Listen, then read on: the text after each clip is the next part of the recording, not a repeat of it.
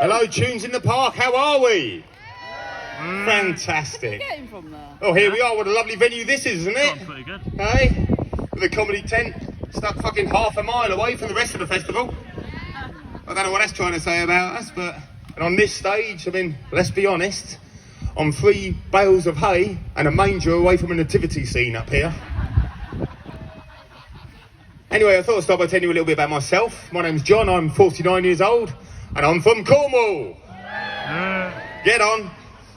Now, you probably guessed by the accent, but I'm not originally from Cornwall. No, I was actually born in Norwich, but choose to live in Cornwall. So about as inbred as I could possibly get.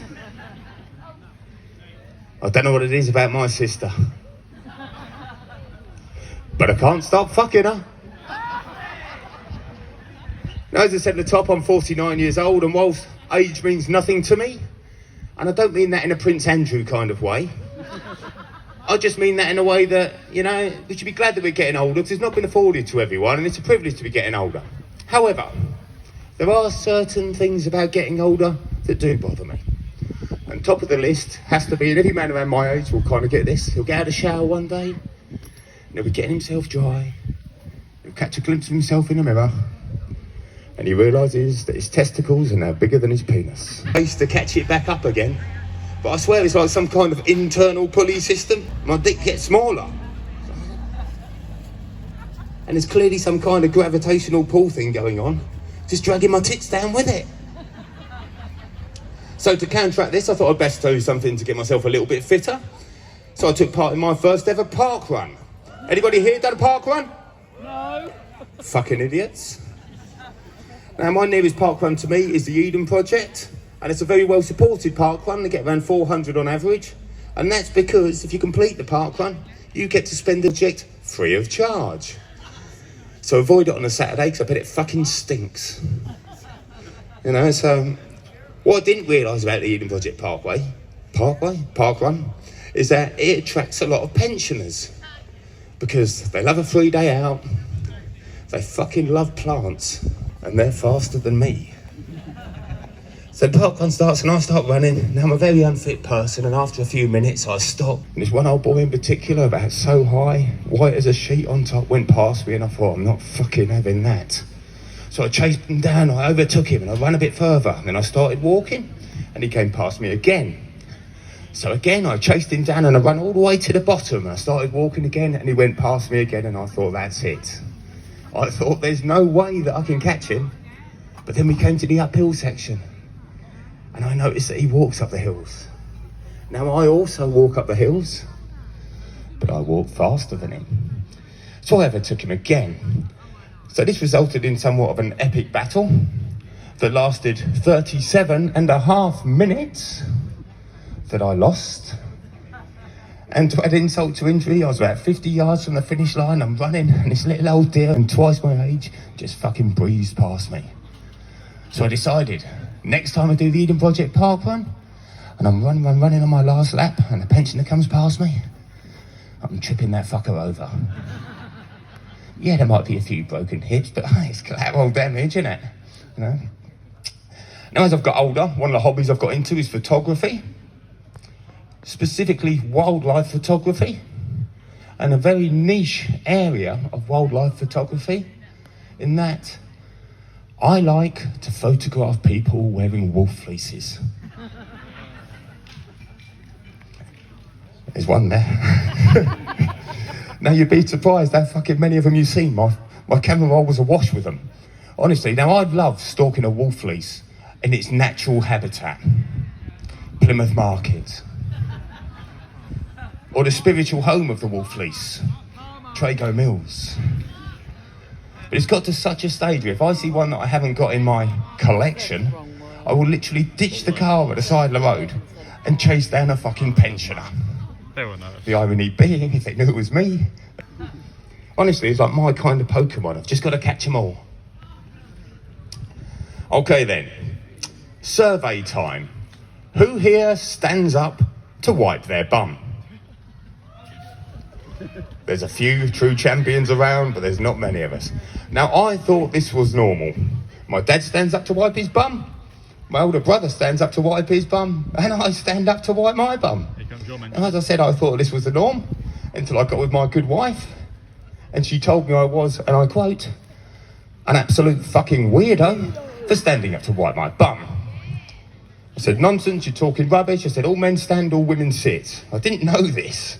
I just assumed. So the next day when I went to work, I started a survey. Now I feel it only fair to say here that I work at Morrison's in Newquay. And over a period of a week and a half to 2 weeks, I asked 50 to 60 people, staff and customers alike, do you stand up or do you sit down to wipe your bum? Well, it turns out I really am in a select few. There's not many of us who do. Now, don't get me wrong. If I'm sat there, I'm having a poo, and I've got a nugget that won't come off with a shake, I'll get a bit of tissue, I'll reach round, I'll knock it off, I then stand up and wipe my bum. I occasionally deploy the foot on the edge of the bath technique to have a really good wipe, you know? Then I go about my day. Now, as I'm talking toilet humour, do you reckon Albert stay there? Yeah? I thought I'd tell you about one of the ailments I've suffered with as I've got older. And I am talking, ladies and gentlemen, about piles. Anybody here suffer with piles? Yes. Or hemorrhoids, to give them their medical term. Oh, this young lady here, I feel your pain. You should have a cushion to sit on. Get this girl a cushion. Now, I don't just suffer with normal piles. You know the ones you get a little lump fall out your bottom? If you suffer with those, you can get yourself to the supermarket and get yourself some anisole cream. Other creams are available. I'm not sponsored in any way. But no, I suffer with what's called internal piles. Which means that I've got to call up the doctors. Hardest part about this whole thing is getting past the doctor's receptionist, who wants to know every single fucking thing about my life. My age, my height, my weight, when I started puberty, etc., etc. Anyway, I eventually get past this little Hitler, and I speak to the doctor and I tell him my problem. He says, okay, Mr. Watering, get yourself to the chemist. There will be a prescription waiting for you. I go to the chemist, I've got my prescription, and I go home. So when I get home, I open it up, and they say that I've been prescribed suppositories. Or as we call them in my house, bum biscuits. Now, as your average 49-year-old heterosexual male, I've never put anything in my bottom in my life. And it's true, honestly. But now I've got to undertake this for medical grounds. So I go up to the bathroom, I take off my trousers, I take off my pants, and I open up the packet. Now what's inside is a small object, about the size of a jelly baby, with a rounded end for easy insertion. So I'm like, okay, John, you've got this, you can do this. Foot on the edge of the bath. Bend over, cheeks apart. It's a bit much, isn't it? It is a bit much, I'm sorry. Foot on the edge of the bath, bend over, cheeks apart. Is that better? Come on, John. 1, 2, 3, and I push it in. Now, it's at this point, my arsehole goes, I don't fucking think so, and spits it straight back out. So I saw my reflection in the mirror, and honestly, the look in my eyes was one of pure fear. I said, oh my God, I can't have gone in hard enough. That's the logic. So, okay, let's try again. Foot on the edge of the bath, bend over, cheeks apart.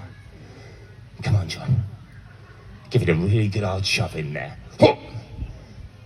And again, my bottom goes no, and spits it back out. So by now, I'm in a bit of a state, ladies and gentlemen. I'm in the bathroom, I'm like, oh my God. I'm going to be left with a sore, itchy, bleeding arsehole for the rest of my life. And there's nothing I can do about it. But being the trooper I am, for a third time's a charm. Foot on the edge of the bath. Bend over. Cheeks apart. Put it in position. And it's at this point, ladies, touch your arsehole. And it takes it like a fucking biscuit. Oh, I saw my reflection again and the fear had gone. And I felt fucking violated.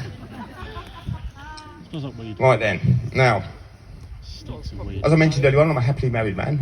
My wife isn't, but I am. Now, unfortunately, my wife's legs don't work very well. They just don't work very well. Which means a lot of the time if we go out, she's in a wheelchair, Now, one of the pros to having a wife in a wheelchair is she can't run away. One of the cons to having a wife in a wheelchair is she can't run away. But the worst bit about living in Cornwall with a wife in a wheelchair is without doubt exactly the fucking hills. You turn the corner and you're faced with that, and it's like, fuck. All you can do in that situation is lock your arms, put your head down, and fucking go for it. And you get to the top and you're like, and everyone looks at you like, that must be hard work. And that is hard work. But do you know what's harder? It's going downhill. So you've got to fucking hang on. And you're like this.